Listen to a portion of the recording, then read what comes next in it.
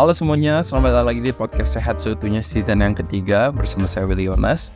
Episode podcast kali ini kita akan diskusi soal multivitamin. Gua harus makan multivitamin atau enggak ya? Banyak teman-teman gua yang berpikir, dan ini masyarakat luas ya, kayak gua nggak suka makan sayur buah, nggak cukup makan sayur buah, ya udah gua makan multivitamin aja. Terus ada juga yang berpikir kayak, yes, dia udah makan sayur buah yang banyak, tapi berpikir, gue makan aja multivitamin, gak ada salahnya, gak ada side effect-nya, mungkin ada benefit-nya. Nah, ini yang kita mau coba explore. Gue cari ada salah satu penelitian. Ini penelitian yang cukup baru, di 2020. Ini dia coba randomized control trial. Orang-orangnya ini diuji. Ya, orang-orang yang udah lebih tua diuji makan multivitamin ada manfaatnya atau enggak. Ya, itu yang pengen kita cari tahu. Nah, kenapa multivitamin ini jadi rame? Ya, udah bertahun-tahun ya, bukan cuman baru sekarang. Cuman karena pemikiran bahwa kalau kita kurang vitamin itu imunitas kita kurang bagus. Tapi dan memang benar. Kalau kita kurang vitamin C contohnya.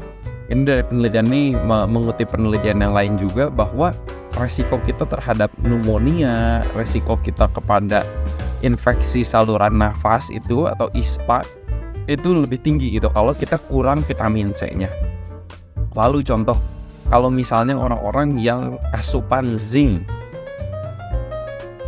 ya, salah satu mineral yang ada itu, kalau kurang itu juga imunitas kita terganggu. Memang betul, kalau kita belajar nutrisi secara detail, salah satu nutrisi yang mempengaruhi kerja dari imunitas tubuh kita adalah zinc. Ya, vitamin C iya, zinc iya. Lalu kurang vitamin D. Vitamin D juga sangat berpengaruh kepada imunitas tubuh kita. Jadi memang betul concernnya kalau kita vitamin ini ada yang kurang, kemungkinan imunitas tubuh kita ini juga fungsinya terganggu. Karena kalau teman-teman sekali lagi belajar nutrisi, memang mineral dan vitamin-vitamin tertentu itu berpengaruh langsung dengan imunitas tubuh kita. Nah, yang mempengaruhi imunitas tubuh kita yang perlu kita catat adalah banyak. Contoh, kalau kita kurang tidur, kita nggak olahraga, itu juga pengaruh kepada imunitas tubuh kita. Jadi bukan semata-mata hanya dari nutrisi aja. Nutrisi itu salah satu aspek yang perlu kita perhatikan, seperti vitamin C, zinc, vitamin D.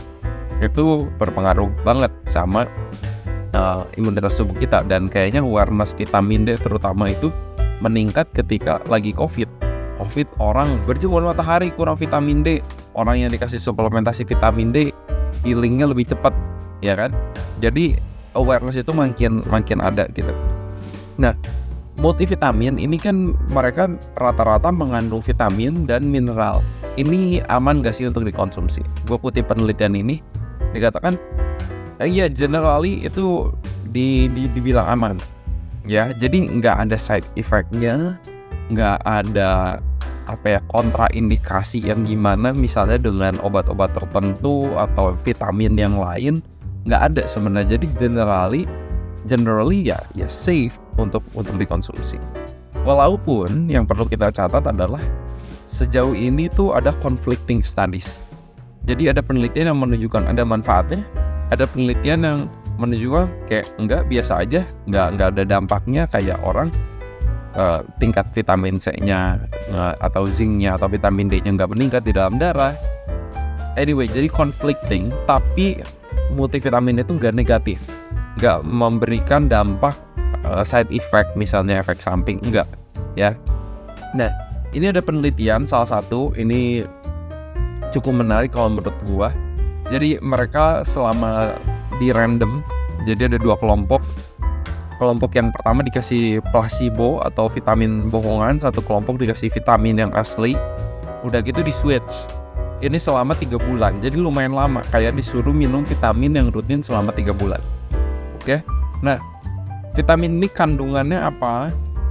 Yang mereka mau fokuskan itu adalah ada zinc-nya. Zinc-nya itu 10 mg, padahal kebutuhan kita dalam sehari cuma 8, jadi ini dikasih lebih. Udah gitu vitamin C itu 1000 mg, padahal kebutuhan kita dalam satu hari cuma 75 mg, jadi ini juga dikasih lebih. Vitamin D yang ada di suplemen ini adalah 400 international unit, tapi kebutuhan kita 600. Jadi vitamin D yang dikasih ini agak sedikit kurang, tapi mungkin dengan asumsi adalah dapat juga dari makanan. Ya, tapi ini dikonsumsi, ingat sekali lagi, selama 3 bulan, selama 12 minggu. Ada juga diisi vitamin ini, vitamin-vitamin yang lainnya, vitamin B6, 12, dan yang lainnya. Kita ada satu platform lifestyle medicine namanya Utuh Health, di mana teman-teman bisa telekonsultasi yang bebas ngantri di mana saja dan kapan saja.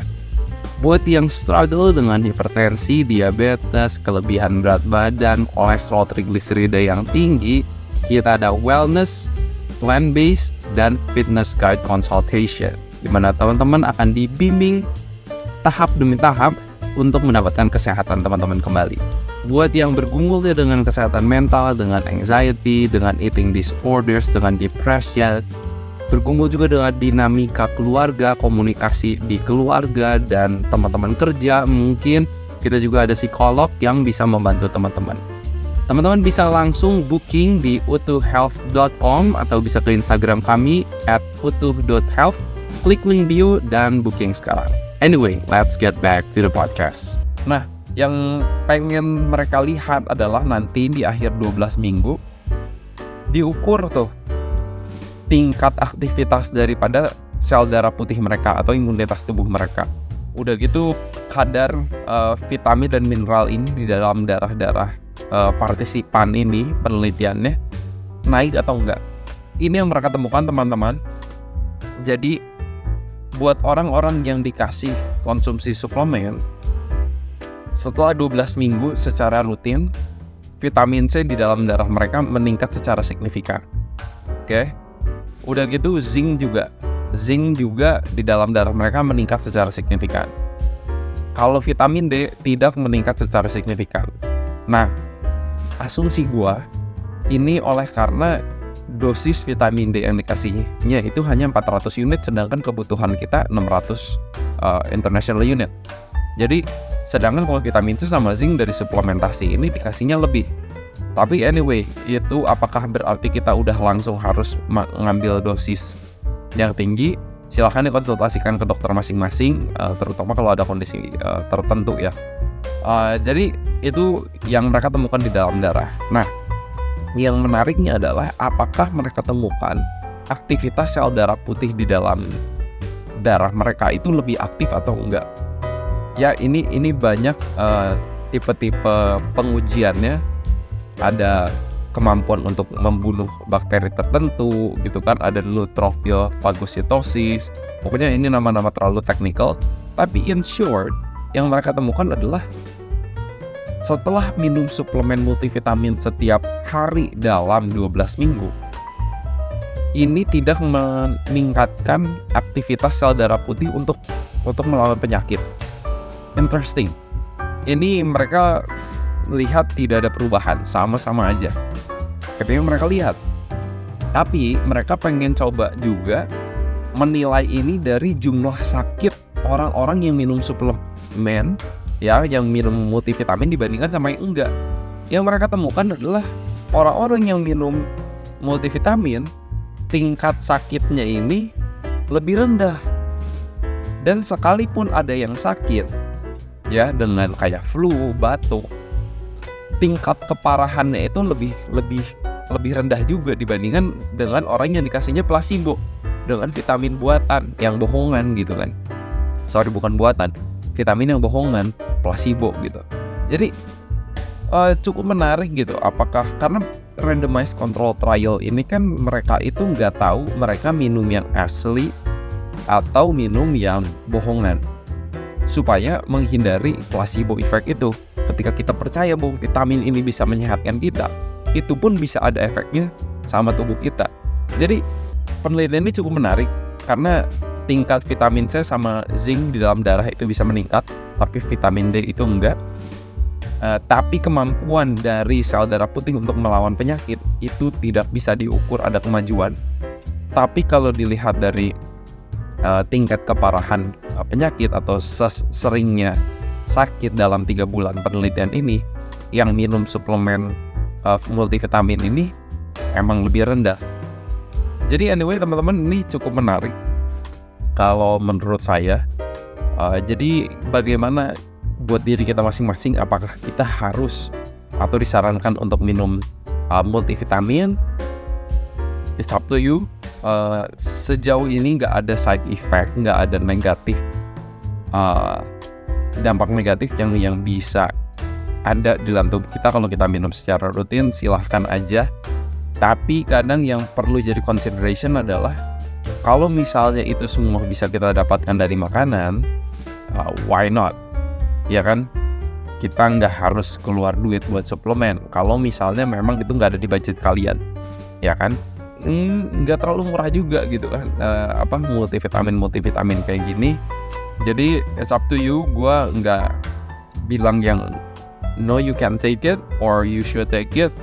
It's up to you. Gue hanya memberi informasi, tidak memberikan saran apapun.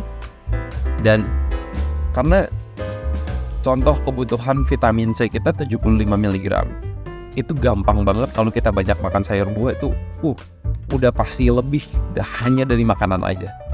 Jadi anyway, this is the information I can give you. Semoga bermanfaat, semoga membuka wawasan supaya kita tahu, kita bisa bikin keputusan, decision yang lebih baik. Kalau memang ada budgetnya, gak ada salahnya. Kalau gak ada budgetnya, you can be healthy too. Ya, karena sekali lagi yang tadi gue mention juga, imunitas tubuh itu sangat dipengaruhi oleh macam-macam hal. Lu kurang tidur, lu lagi stres, lu kurang olahraga, itu juga mempengaruhi. Mau lu makan multivitamin juga mungkin akan tetap tumbang gitu. Anyway, ini yang bisa gue bagikan. Semoga bermanfaat. Seperti biasa, harapan gue semoga kita sehat seutuhnya.